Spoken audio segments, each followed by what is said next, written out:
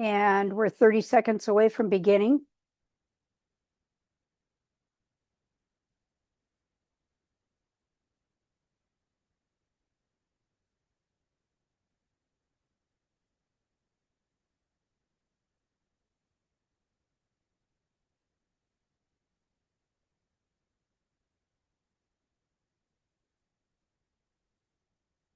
Jan Boyle, I'm going to check with you. Raise your hand if you can see the slide. Okay, thank you very much. So what's in a name anyway? We all work with names in our genealogy, and we all think that we've got our names pretty well down for our family, and then we walk right into problems, or at least I did. I mean, in my family alone, my sister Mary, that I always thought was Susie through all of my years as a young child with her, her name was really Mary Louise, but she was called Susie Q before she was ever born because there'd been 3 boys before her, and dad and mom were hoping for a girl. And so she got called Susie, but even more so, when you check her school records, guess what? Some years it's Mary Louise, some years it's Mary, some years it's Susie Lee. Now, if you didn't know that and you weren't looking carefully at the school census for the date of birth, there would be a real puzzle. By the way, that conundrum continued throughout her life, right to her demise a couple of years ago, with people in Washington death records saying, is this an AKA? Is this an also known as? And that was a very interesting problem to look at. We'll talk about that a little bit in a few minutes. So what's in a name anyway, as we begin to work with our families? We know we have to record these names pretty carefully, and we have to look at nicknames. We have to look at other names, special names within families. And as soon as we're aware of them, we need to share them in our records. So those misspelled surnames you find, you need to collect them. They're not misspelled.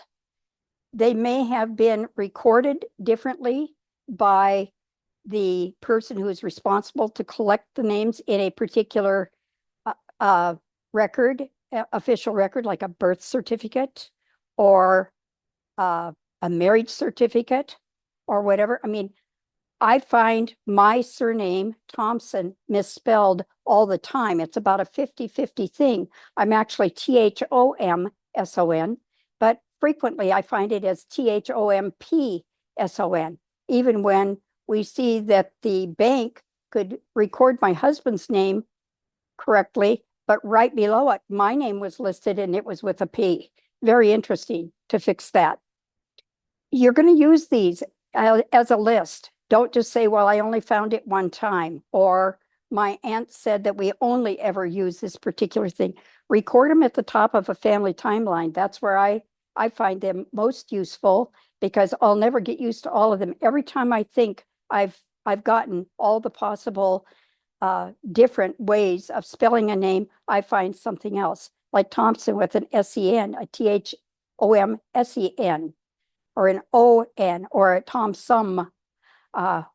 And I found by showing them to an elderly aunt, Marge Higgins, that she was able to tell me stories of how their name had been misused or had been misspelled, and her maiden name was Beck. And it was surprising to see all the different ways. So it increased my knowledge of her family too, of her original surname. I'm just going to say right now, if you're working with a professional genealogist, don't wait for them to interview you and say, what are the different names I should be working with? Give them that surname list you've worked up immediately with all of the different names that you've associated with it. I'm going to give you some tips through this. And as I do, you'll see that they are told as a tip. My one handout that I've got today that I'll send out to everyone afterward is called What's in a Name? And it concerns all of these tips and places where you can go for extra information, because it is very, very important. First of all, I'm going to advise you, keep those maternal and paternal surnames separate. And one good way to do that is by having a timeline, of course, for your maternal surname and a timeline for your paternal surname. For each of these, also begin a list of associated people. That is, the people who married into, the other people collected. Maybe they're not a spousal unit, so to speak, but they are a person of interest in that family. Maybe they've never gotten married, but they are solidly together. Make sure you get all of those associated surnames, no matter what, and label them as such. So you're going to use that cheat sheet and keep it beside you as you research. I keep that list at the top of my timeline for the family. When I get a new one, I might put it in red print for at least a week or two till I get used to it. And it's kind of in my mind. And then I'll just keep it in the list. But here's what I'm going to do with that. Whenever I'm searching to find that, I'm going to use that newest one first to see if there are other things that I messed up on and hadn't found with those names. It's going to be surprising for you to see how many ways in which names get spelled, or how many different ways in which recorders in county offices, city offices, and national offices can make those changes. So here's my Cogleiser family surname collection. I know right now I've got at least 26 in there. I started out with Kalk, Kalckglaser, and I know that by 1790, all the K ones pretty well they weren't gone, but they were not used as frequently as they were in the beginning. By the way, this is my direct family. This is how many things I found for this particular thing. I found things where people left out certain things like Colaser instead of Health Glazier or Coal Glazier or whatever. So I'm still looking at this family and still finding many, many different kinds of spellings. I don't think that this is unusual at all. My other connected surnames with it and their variants, I put in here as best I could, because whenever I see one record, I might see a record for the other person and recognize it. And then I went finally to connected surnames before 1905, because I really got back deep down into the Pennsylvania records. So that third line helped me too, to say, oh, this is before they all scattered across the United States. To give you an idea, in my timeline, here's my first timeline issue. I recorded a ship arrival in 1729 on September 11, sailing into Philadelphia from England, from Rotterdam and England, actually. They sailed on July 7, 1729. They got in on September 11. And this group, the group that I'm looking at below of my Cogleisers or Kalklosers, came from Schwarzenau, Germany. They were a religious group known as Dunkards, or the German Baptist Church and Church of the Brethren today. There were 59 of these Palatines and their families, and 120 some total. And here's all the different Kalklosers, just mainly the men, one woman, listed in that Immigrant Ship Transcribers Guild entry. I had 5 different spellings of that name in this ship's list, and they were all the same family. They were all first and second generations for what I've been able to find so far. So does it happen? Do we know whether or not people just heard them differently, wrote them differently? Did they write their own names? We don't know. So my paternal surnames cheat sheet for my dad, Byron Robertson Lee, has some Cogleiser variations with their connected names. It has some Nannick variations from his mom's side with the variations, and it has some Besecker or Bisecker variations. Found one in Great Falls not long ago. We're not sure of how we're related. But my list goes on and on. Generally, though, I keep these at the top of a particular timeline list, because that timeline list has everything in it for me, and I want to be able to write my questions and my answers right there. So it's a working timeline. If you're hunting for female maiden names and surnames, you can ask what name she was born under or her maiden name. In a census, If her mom has remarried, you might be looking at under that man's or that stepfather's name, and you might find them actually listed with the stepfather's name temporarily. At that point, you can say, did they actually change their name, or for the convenience of the census, are they just using this name? A thing to look at that point would be to go look at the school census to see how they really are recorded in that school census. But truly, sometimes people didn't care about that last name. My grandpa went under a separate name from what he was born under for 20 some years of his life before he settled on a permanent name. Look at the surname she used after her first marriage, second marriage, or more marriages. Today, you can also do a neat thing with that by looking at Social Security records, because they keep track of those, especially right up to the time that we all start collecting our Social Security. And you're likely to find that out at ancestry.com and a couple of other places. So you can see the names which she officially used according to Social Security. And that can really help you. Did she change her name legally? Did she go back to using her maiden name? Did she use her mom's maiden name in the case of the fact that she was illegitimate? All of those things are possible. So check out her siblings also. What surnames did they use at the same time she was using hers? And of course, if you get the birth certificate, the marriage certificate, the death certificate, just be prepared for surprises, because sometimes they've even recorded the second mom as the first mom. So you have to be very careful. Another tip, when I haven't yet found a maiden name, here's what I do in my records. When I first started with genealogy nearly 30 years ago, I was excited, just like you. I had a database, and so I just started recording names, and I was happy at that point if I got the man's surname, and I always thought that I'd find Letitia's last name later. Well, you know what that list is like. It's a list of first names, and you don't have them connected to people, and you're saying, how can I research a person when in my database or elsewhere, she gets lost among the shuffles within a particular family? So in my genealogy files, whether I'm working on paper or I'm working on a computer database, here's how she'll appear.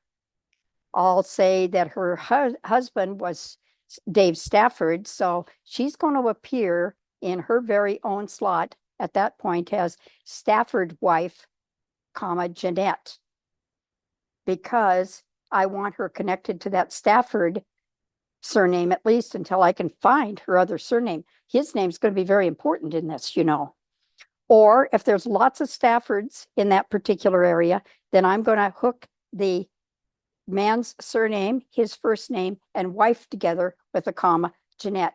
The advantage of that is when you print out a list of these surnames, she appears there until you've got her settled in something else. And you can always change those when you find the information, but this will be a signal to you that you have more research to do. And it might be a while before you find it. She's going to appear in the Stafford list, and I don't lose her as a single first name, so I can pursue her identity. I found that this works quite well for me. Another tip. So I haven't yet found a first name or an initial. All I know is wife or husband or whatever. I employ whatever surname I can find and a gender as a help. So we're going to talk about the Murgatroyds here. They could be Mr. or Miss or Mrs. Murgatroyd. When I don't know Miss Murgatroyd's first name, but I'm pretty sure she's Miss at this point, I'm going to call her Miss Murgatroyd. And it's going to be Murgatroyd, Miss. It's going to be Murgatroyd, Mrs. Or female Murgatroyd in the case of children being born. You've all seen that. We've looked in our records right here in Great Falls, and we can see that, yes, indeedy, right up through 1944, we have the names of kids who were, we have the sex or the gender of kids who were born to these parents, but we don't know their first name. So until I know the first name, I can still record that person and their birth date and their parents. And so that's going to help me. Same thing with boy Murgatroyd. Each retains an identity through gender and name that I can pursue, even if it's the female's name because the child was illegitimate. So let me show you my database on the right. Here's Matutz Wodars of Prussia, married to Ewa Zerlach, same place. And in my file, the family looks this way. I've got him as Matutz Wodars, or Matt, because I put him in as a nickname. The maiden name of the female ancestor, I've got that in. I know something about this family. I know that they were the parents of my great-grandfather Thomas, who was born in 1828 and died in 1879 back there in Prussia. I know there are other children, because I've seen it in family papers, but I don't know their names. So their second son is still a first name unknown. In fact, I don't know if he came to the United States when Thomas did. I haven't been able to find him, but they also use a thing called Woodash, Woodash. So I'm pursuing that. And then the first daughter with a first name unknown until I'm able to record these people.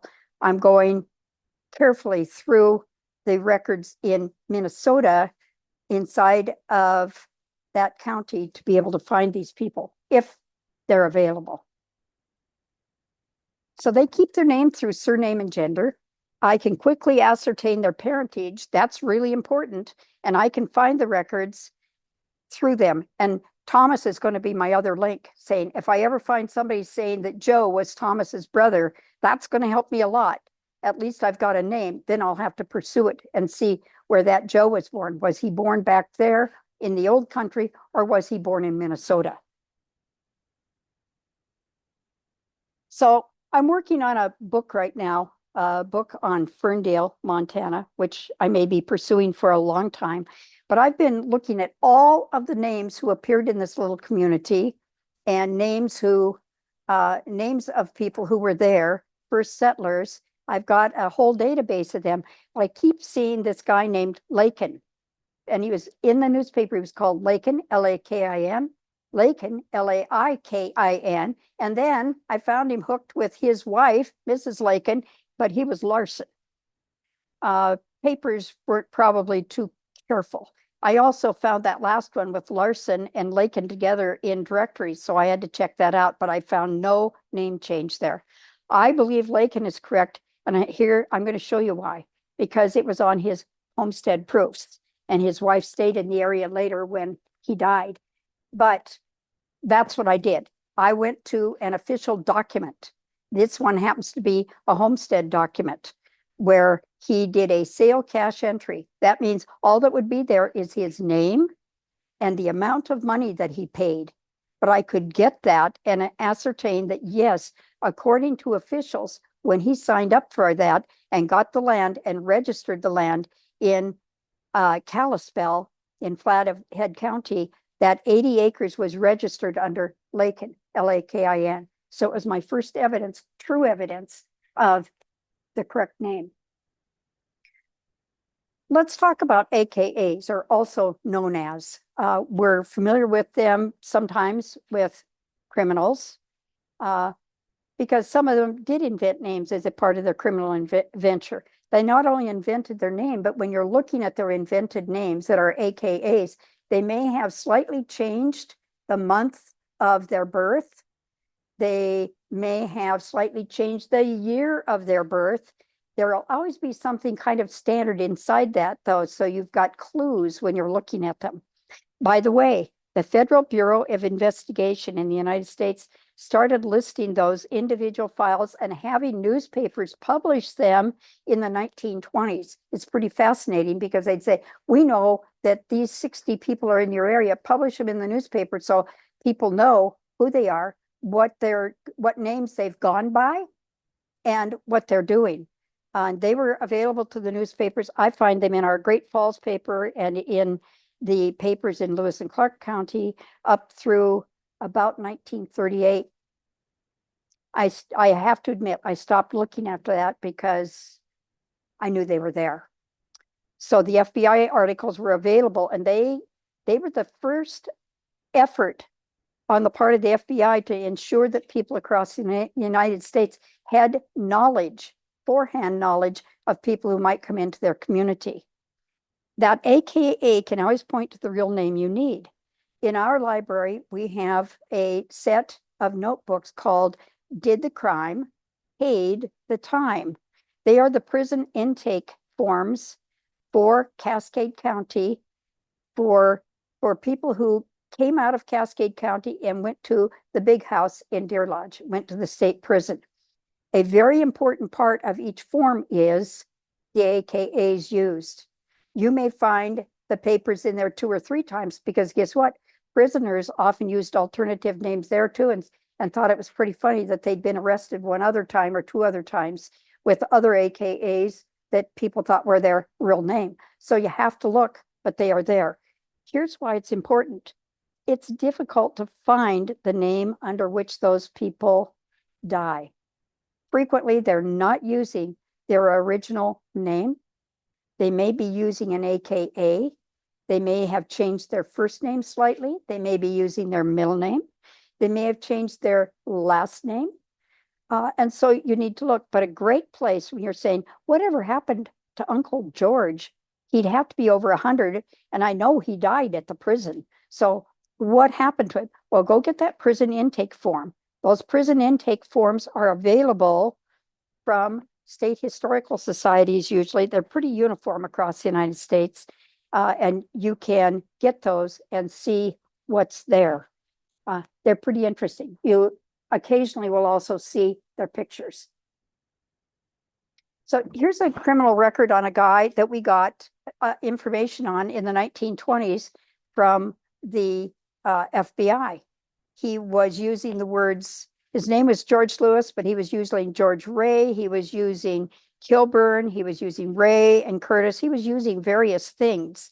So that has a clue again to how he might utilize those later on, especially if he started making up a believable story about himself. He may be using those variations. So you need to look for those birth date variations. And while you're doing that, if you can get hold of their siblings to see what the siblings are, and if you can find these census records to find him in the census originally, and as he appears later on in the state prison, if they happen to capture him during a U.S. census, it's greatly going to help you with finding that final death certificate. Lots of times we think that they just kind of meander off. They get recorded, but it takes some looking. And also known as can be used in a person's work life. In Great Falls, I find it fascinating to see that in the railroad culture, there's this thing called a railroad seniority number that begins with your first type of employment. Now, if you used an AKA, another name, or somebody said, I guess we'll call you Walter, and the guy says, yeah, whatever, and then he discovers that's how he's recorded, he's going to keep that because he doesn't want to go backward and lose his railroad seniority number. So with regard to those records, you want to be very, very careful when you're looking at it. I found this with several Greeks in Great Falls, and I find it fascinating that all of them had come in. Their names were mainly not nouns. Well, they were nouns, but they were not something that people could pronounce. So other people gave them a name, or they adopted an easier name. And you're going to want to look at their naturalization papers to see if they finally ended up taking that name, or to find out at the end how they hook up their railroad seniority number at the end with that railroad retirement system. That's one that I found that is really big. And it is not only here. We also noticed it with some records in Minneapolis. So I would say that it's in more than one place, and it's probably in more than one ethnicity, especially if those ethnicities have lots of consonants in their surname. Very, very difficult thing to look at. A name was used according to the custom of a country or religion. We're all pretty well familiar in some ways with patronymics. A patronym, it's a component of a personal name based on the given name of one's father or grandfather or an earlier male ancestor. So for instance, if you are Johan's son, your last name becomes Johansson, or Johan's daughter becomes Johan's daughter, or Johan's D. dot. Or in the case of my grandpa, whose name, by the way, was Engvald Bernard Beck. He appears when he comes into the United States as Engvald Andreasen, because his dad's first name was Andreas. And so you could have Johnson. So be aware that with many, many naming traditions across the world, different types of patronymics can be in force. They will be different. I'll show you one in a minute from Wales that stuns me, because first of all, Welsh last names are usually full of many, many consonants and very difficult to work with. And so you'll find them using Jones. And indeed, Jones was an original Welsh surname. But you have to straighten these out, and they have to become part of that list of names that you're keeping. Don't think you're going to remember this, because you're going to see it as S-E-N. I've had people say, well, S-E-N, if it's an S-E-N, that means it's Danish. Not necessarily. If it's S-O-N, does it mean that it is Swedish? Not necessarily. Because when they got to this country, other people mixed it up and said, well, those Scandies, those Scandinavians, I'm just writing it this way. We'll just use it howsoever. So in order to research those patronymic and surname traditions, here's what you're going to have to do. You need to do that right while you're searching for documents from other countries, because it's just going to help you. So you need to, first of all, research how your ancestor used her patronymic when she first came into the United States. Did she use it at all? Was she a Johansson? Was she a Swenson? Was she a Jones from Wales? Well, I've got news for you in those Joneses from Wales. They all had different things. Record the informal and the formal changes by looking at the gossip columns. And a real important place for you to look is about 70% of the people who came into the country at that time, 150 years ago, promptly joined a church. So you want to look at the church membership record, not just wait for the birth, marriage, or death record. You're likely to find those church membership records in Lutheran, Lutheran Reformed, Catholic, and so on. You're not as likely to find them in Baptist churches. And you'll need, of course, to research their sibling to see how each used the surname tradition, because guess what? They all felt they could use something different if they wanted to. I have family that the last name predominantly used is Quist. And yet I have one brother who came at the same time as the others, and he took the last name of Rosenquist. Don't ask me why. He just did.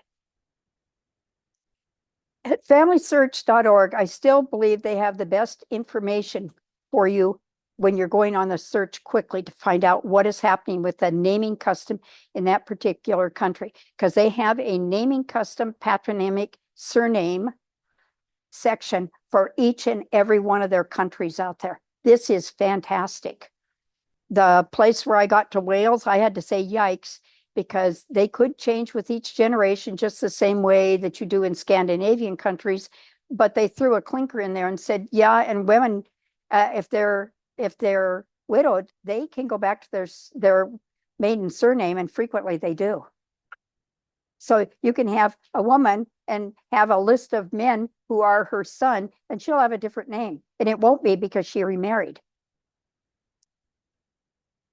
In Wales, each child is given dad's first name as a surname. So the original name was John Evans, and today we just probably keep the name Evans. But over here, we've got Thomas Johns.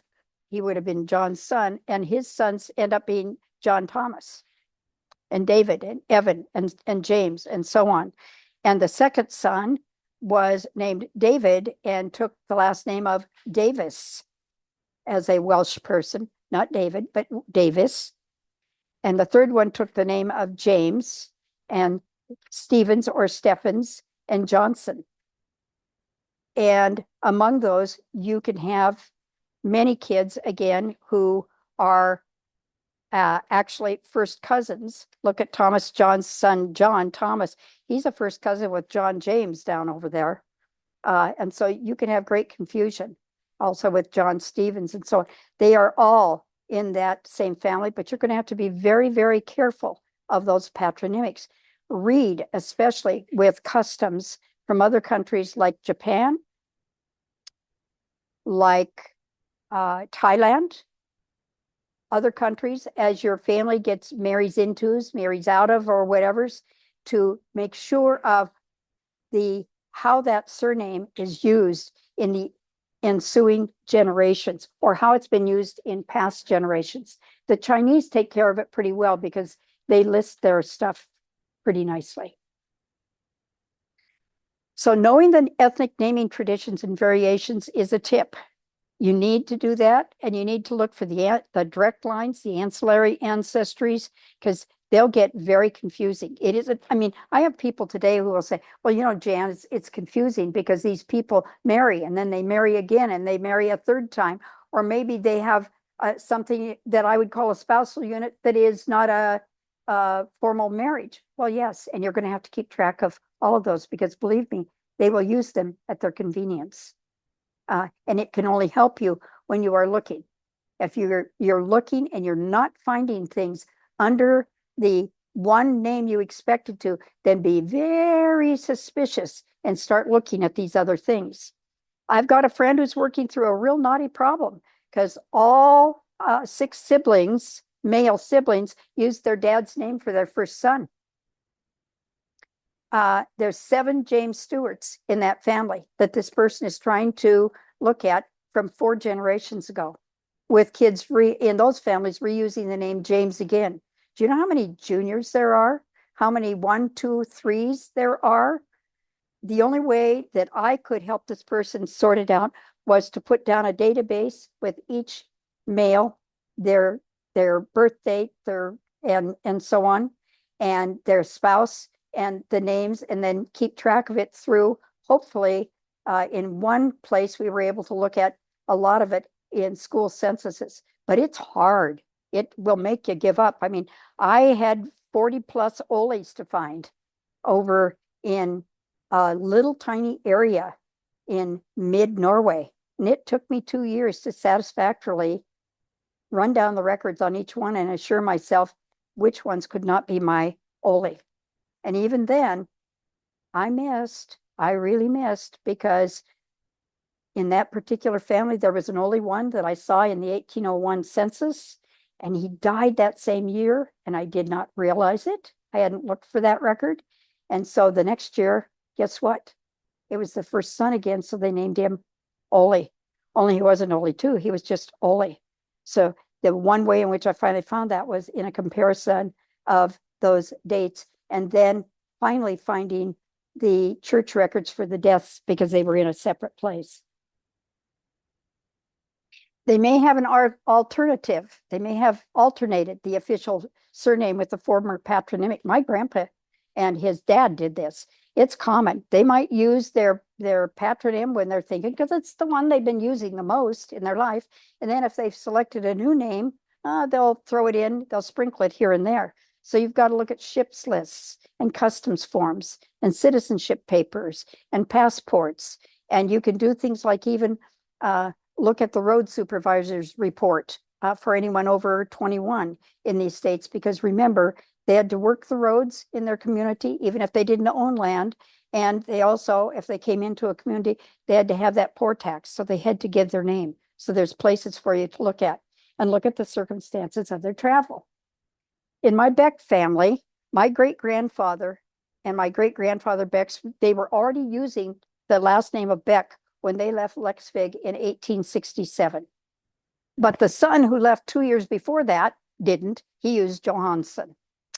In Wilmar, Minnesota, they always used Beck as a surname. I found it at the Wilmer Lutheran Church. When my great-grandpa Beck traveled back to Norway in late 1874 because his wife got homesick, his first wife, he traveled under the name Andreas Johannesson. He did not want to get involved with having to do any kind of time in the army. 6 years later, 7 years later, when his family traveled back to Minnesota, he used Andreas Johannesson, and my grandpa was Ingvald Andreasson in those Boston records that I found finally. And all we were told by a great uncle was that they thought that Andreas was clearing his name for potential military service. He didn't get caught. I can tell you, once he got back in Wilmar, once he went to North Dakota, and once he went up to Saskatchewan, he always used the name Andrew Beck. But there he is, using a legal AKA in records. Don't forget the Spanish tradition for females and males. The maiden is used and can be used throughout life after marriage. It's a great ancestral clue. The best way to look at the variations of the various names that I've found when you're just interested in the names is going out to Wikipedia and looking at the Spanish language surnames, because it's going to give you ideas. It's not going to tell you the answer, but it will give you ideas as to the names that got put together. At Family Search again, you're going to solve common name problems by actually creating a database to collect the names you find and include any identifying information if you've got a lot. Remember, you're going to write these at the top of your timeline, or at least keep a section of names you've seen. That one's a little more difficult for me. I really like to use that at the top of my timeline. And then take the time. It takes about, an average of 5 to 10 minutes to do the further reading section in the article, because you're going to find information. Yours is not the first surname problem they've seen. They've got great advice there, and it is separate for most types of surnames. Nicknames. We've all heard about, common lists that you can find out at Google for lists of nicknames. Remember, Mary was frequently called Molly, or in the case of my sister, she got called Susie because of Susie Q. But you may find that there were some given early by a family. Maybe they were Junior or Shorty or Messy Bell or Molly or Lena. Or maybe someone gave a name to a worker, just said, oh, he's always on the caboose, so that's what we call him. We call him Boose for caboose. Or he's the traveler, or he's Scotty, or he's the Greek, or whatever. So you need to look for those nicknames, especially in railroad records, because they're a real phenomenon there that I've seen. At Family Search, you just need to go to search and then go to nicknames under naming customs for the country or the ethnicity. If you just do naming customs in the first place and pull that up, you're going to see a huge list of all the countries that they have this for, and that can be quite valuable for you. Let's talk about legal name changes.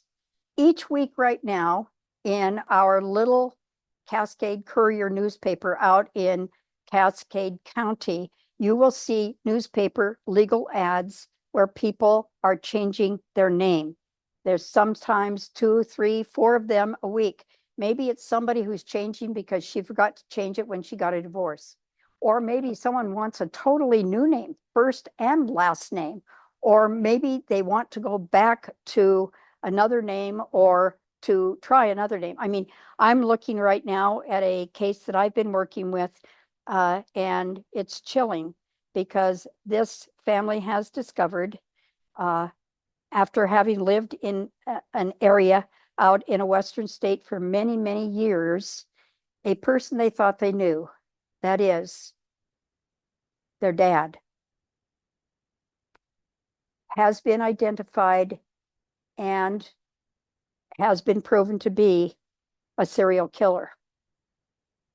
They are going through the process right now of changing their names. They're not attempting to do it as a group. They're doing it one at a time. in different newspapers so that it will not be checked. And they're having to go back through the Social Security process, file some private papers and so on as to why they want to do this. It's a very sad thing. But you will see things like this. In the matter of the name change of Mary Lee petitioner, notice of hearing on petition for a name change. Yes, there will be a hearing time. Maybe it will be only 1 minute long with the judge granting that name change officially.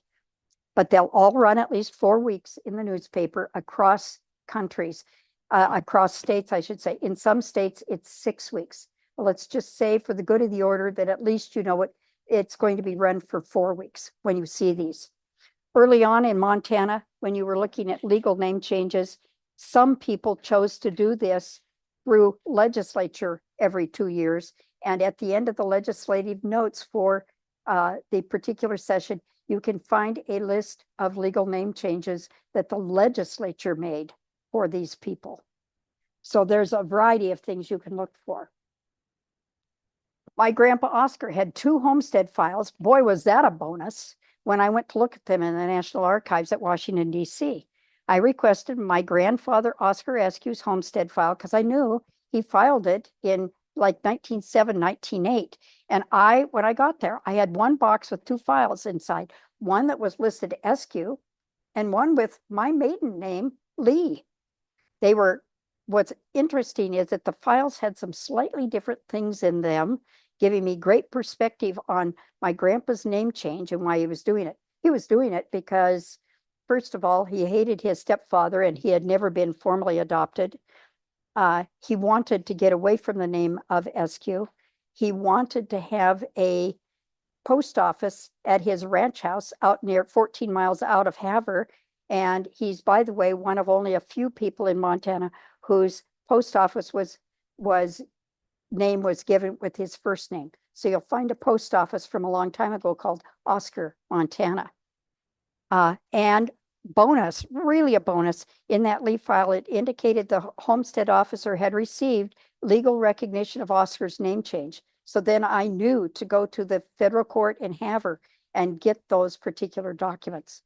It was a great thing all the way around. But he'd been born in Weeping Water, Cass County as Oscar ? Because he was born under his mom's Coglizer name. So there's that name again. And she was 16 when she had him. She lived with her parents.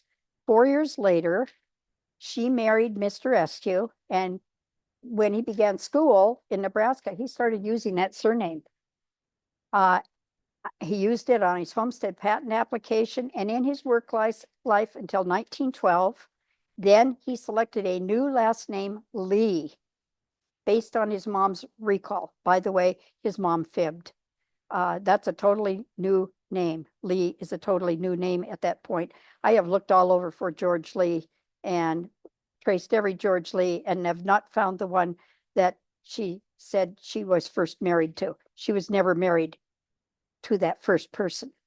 So his post office got called Oscar. He and his wife Mary and his 3 children had their name changed legally to Lee, but in the newspaper in Havre for the next 4 years at least, they still used Eskew, people who were reporting in the newspaper. And I have to remember that Grandpa didn't write the news, but he was in the gossip columns as Oscar Eskew still. So look long after these name changes or variations. The implications in a name change are that you're going to find more records. I grin with glee when I see these because you have to today, even back then, you had to inform agencies. My grandpa didn't have to inform the Social Security Agency because it didn't exist in 1912. But when he joined in 1937, he could join under Lee, and so he never mentions Eskew. That's interesting. But today in Social Security Administration, you have forms that must be completed if you're changing that. U.S. mail is usually informed. That's only done informally usually, although it needs to be done formally. And for professional licensure, for sure, they must be informed, paperwork must be completed. And in certain professions, they ask you to stay with the previous name. It all depends on the profession. Let's talk briefly about surnames you're going to find through DNA matches. If you've done DNA studies on your family or on yourself, and you're looking at matches, one of the most interesting things that comes up, first of all, are the surnames. And lots of surnames you're not going to recognize because these may be people who have intermarried or are using 2+ names in a step family situation or whatever. So hopefully quickly write down those surnames. And I'm going to give you a hint right now. We get really excited when they see these DNA matches and we hope that they'll be there. They might not be there the next time. So use your phone camera to get a screenshot of every surname listed and any other information given, because what if that response decides to take down his or her file? You won't have that, and it could be a valuable clue. Compare your own known DNA surnames and variations, and take the time to go back and increase those surname variations of yours as you find them. Don't just go with the ones you originally had. It's going to help someone else. Examine the geographic context to make sure it matches what you know about your family. I mean, did Aunt Norma really travel to Idaho in 1933 and have a son there and give up that son? I don't know. I'm still investigating. Those DNA file matches require prompt attention. So look at them right away. Reach out, use the person's contact information. Remember, it can all be kept private at that site. Be respectful, provide your own information. Do what you can with the contact. If they decide no more contact, you have to respect that, or at least I do. And one of the fun things, if you haven't done it, is out looking at the site, not just the DNA detectives show on TV with CC Moore, but go out to her fabulous Facebook site. She has a lot of members. It's a private site, so you have to join, but you can see what they're posting. You can help if you want to. We have at least one person in our community who continues to help with criminal records. That's a pretty interesting thing. If you haven't investigated forensic DNA, if you haven't investigated forensic licensure inside of working with all of this, then it's another thing for you to consider, because you'll learn valuable skills. So develop your surname cheat sheets. Know the spelling variations. Take them at face value. Don't say, no, that can't be my family because blah, blah, blah. Record them. In a search engine, use each variation enclosed in quotation marks so you find them. Yes, I know if you've got 26 like I've got on Cogweiser, it takes time to go through.